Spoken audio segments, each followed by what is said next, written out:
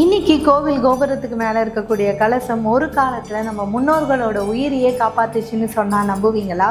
இப்போ இருக்கிற மாதிரியே புயல், வெள்ளம் போன்ற பேரிடர்கள் அந்த காலத்திலயும் மிக மோசமான சூழ்நிலையை ஏற்படுத்துச்சு. அந்த மாதிரி காலகட்டத்துல நெல் விதைகள் எல்லாமே சேதமடைஞ்சு மக்கள் பசியில வாடக்கூடாதுன்றதுக்காக தான் கும்பாபிஷேகம் அப்ப கலசத்துக்குள்ள வரகரிசியை போட்டு வைக்கிறாங்க. இந்த பேரிடர்கள் முடிஞ்சதும் கலசத்துக்குள்ள இருக்கக்கூடிய விதைகளை விவசாயத்துக்கு பயன்படுத்துவாங்க. கும்பாபிஷேகத்துக்கும் இந்த விதைகளுக்கும் நேரடி சம்பந்தம் இருக்கு. ஏன்னா இந்த விதைகளோட ஆயுட்காலம் 12 வருடம். கும்பாபிஷேகமும் 12 வருஷத்துக்கு ஒரு வாட்டி நடத்துவாங்க. பழைய விதைகள் அதோட ஆயுட்காலம் இழந்ததும் புதிய விதைகள் மாத்தணும்ன்றதுக்காக தான் கும்பாபிஷேகம்னு சொல்லி ஊரே கூடி திருவிழா நடத்தி அந்த கலசத்துக்குள்ள புதிய விதைகளை நிரப்பி சிறப்பா கொண்டாடுவாங்க.